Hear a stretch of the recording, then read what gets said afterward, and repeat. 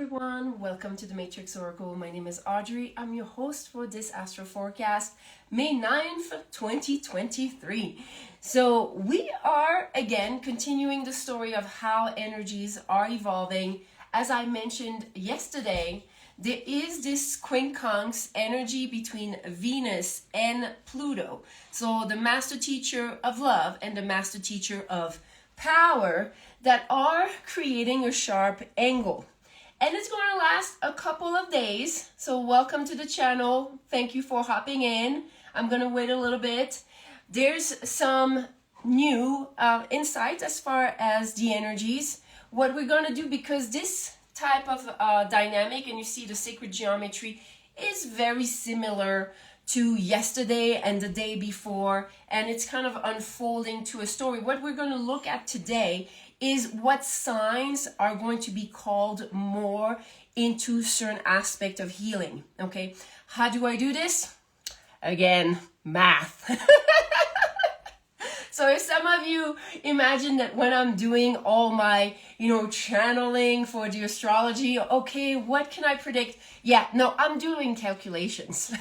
So this is math, this is a language, this is why this is predictable. Okay, you have here with this line of tension, remember a sacred geometry that is going to be felt intensively. It's called a yod. It's called the finger of God. So when we have this energy that's already created, so here from the beginning of Cancer and here the beginning of Aquarius, you know that the signs that are going to be here. So late Scorpio, Sagittarius, Capricorn here.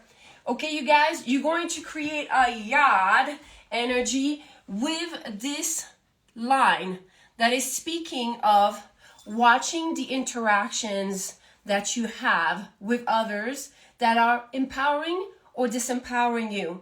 And especially at the top, you have about remembering the things that happen. So some of you, it's something that I posted yesterday in my stories, that if something is happening again to you, watch the patterns, okay? This is about patterns, so the signs here, okay, especially those signs, and that doesn't mean just your sun sign. If you have a moon or a rising or any type of placement that is Scorpio, Sagittarius, Capricorn, okay, you're going to be called to watch those patterns. This is something that you can predict as far as the sacred geometry. Now, we can create another finger of God, okay, by having Pluto at the top. So instead of having Venus, you can have Pluto. And that means the signs that are going to be on this line. So from Virgo, Leo to Cancer, energy here, you're going to want to watch out for narcissism patterns. People that are abusing their influence on you. Okay, watching your interaction, the give and take, those type of dynamics, and paying attention to how respected you feel as far as the energy exchange. Okay, so your friendships and this is that Scorpio again. Oh, you guys, I got plenty Scorpio and plenty Sag, so I know this. I'm smack in it, okay? Plus I have this whole cluster, so I know what you're feeling, okay? Probably why I can talk about it really good. So this energy, as far as power, the lessons of power are more for those signs here. Virgo, Leo, Cancer, Scorpio, Sagittarius, Capricorn are going to be very much about the way they have to heal their memories. Pay attention to the patterns as far as your patterns in relationship, love. Hi from Turkey. Oh, hi. So we have those, and we have something else, okay? Because we have this big cluster here. So obviously, everything in opposition to this cluster, which has a little bit of Aries.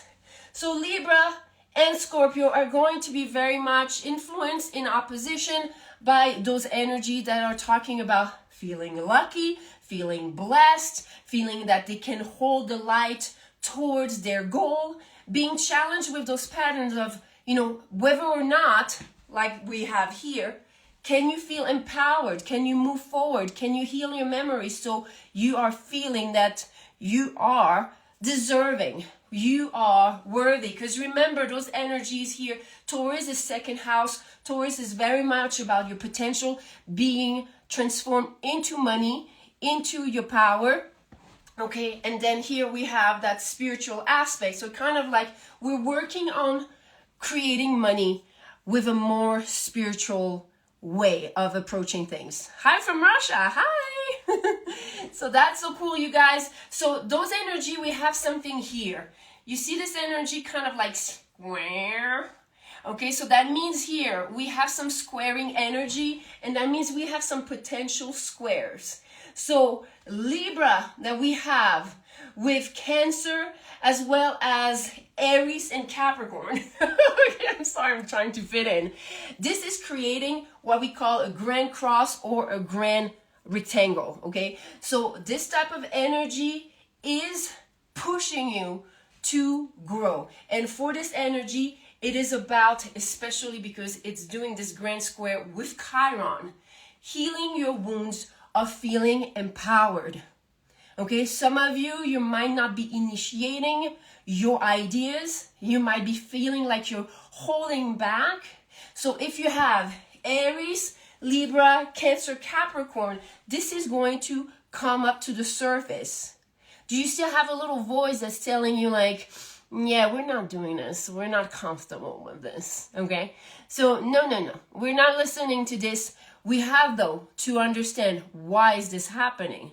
Why are we feeling that we can't do this, okay? So that's one major aspect that is also happening, that's also potentially triggering those signs. We have another grand cross with Taurus, Scorpio, and Aquarius, Leo, okay? So we're pretending, because when you have a beginning of a sacred geometry, the signs that are going to form something else is going to be involved more, okay? So that means that if you have Scorpio, Taurus, or Leo and Aquarius, your topic is going to be more about one reel of mine that's been very popular. It hit 1 million views and I was like shocked, but I'm not in a way because it is in the cosmic dance. This is about feeling lucky. I'm a lucky girl. So I have plenty Scorpio, so I know this energy, and that's why I channel those reels, you guys. I channel them from what I'm seeing in the cosmic dance, and this is what you're seeing. So some of you, if you have Scorpio, Taurus, or Leo, Aquarius, this is going to be very important. Taurus again too, yes. Listen, there's a lot of energy for those signs.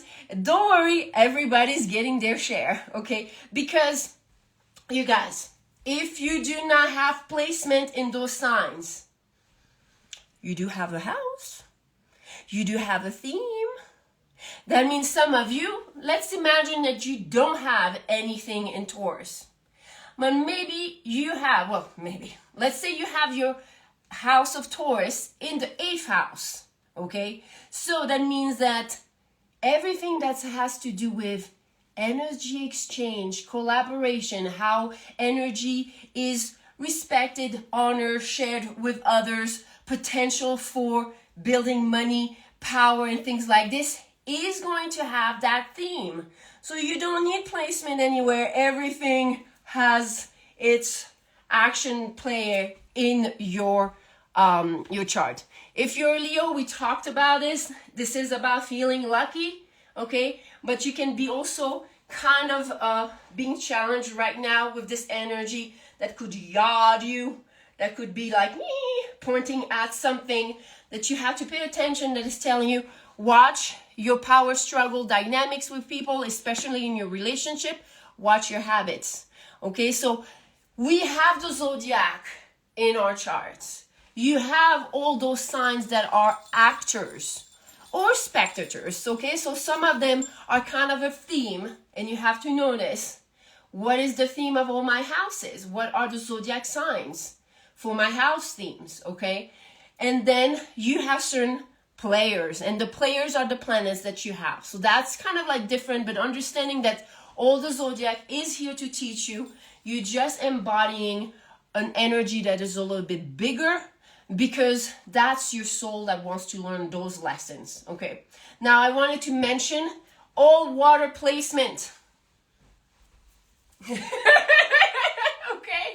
because of this Saturn and Neptune here in Pisces, okay, with this energy here with Venus and Mars. So if you have this that's in opposition to Taurus, okay, this is creating a grand trine. Okay, I know this is a popular sign, don't judge me for it. This means illumination, okay, and that means a lot of you, if you have any type of water placement, this is going to give you momentum. Now, how much do I have coffee? You guys, I'm high energy all the time. This is what I love, okay? When you do what you love, you're high energy, okay? I actually didn't have coffee this morning, but that's okay. So let's go back to the Cancer, Scorpio, and Pisces. When you're here, you have momentum. So realize one thing, that this is a water placement. That means emotion, intuition, and that means that if you are in a space that is negative, the momentum might fall very fast. Okay, so that means you can fall downhill or you can go uphill very fast if you pay attention to this. Especially here, we're talking about endings, we're talking about karma regulation, we're talking about the way we love, remembering how we exchange energy and making sure that it's promoting us to become more in a space of vibrational frequency that is allowing us to upgrade. Okay, so some of you right now, if you have any water placement, and even if you don't, look at those houses. Okay, so let's say that, for example, this is someone's chart here. So we have Scorpio that's here. So Scorpio would be kind of the first house. That would be a first rising. Okay, so anything that has to do with identity here for this person would be of matter. As well as here, we have more of, let me see, this is more of the 9th house. This is kind of like spirituality, and this is kind of expanding your horizon, and here it's family. So we have this energy that creates for this person, that would be those themes. Okay, you don't have to have placement. Watch what house you have those water signs, because this is where you're going to have momentum in all that we're talking about. Okay, the other ones are kind of like okay, but as far as karma regulation ending is going to apply in those water houses. Okay, so learn a little bit about your chart so you understand that you're not being cursed by the energies, you're not being slammed for no reason. There's a higher purpose, and it's called school. We're being schooled, we're being taught, we're being elevated, and we're just learning how to interpret those things and how to kind of roll with it. Okay, so that's what I have for you guys today. The energy, again, if you missed yesterday's episode, there was a lot of nuggets of wisdom, there was a lot of gold gems there. A lot of people really resonated with those energies, so you can watch the past days. The energies have been very similar in the sacred geometry, okay, and they're just leading us up to the last quarter moon in Aquarius on the 12th. Thank you so very much, and I'll see you tomorrow.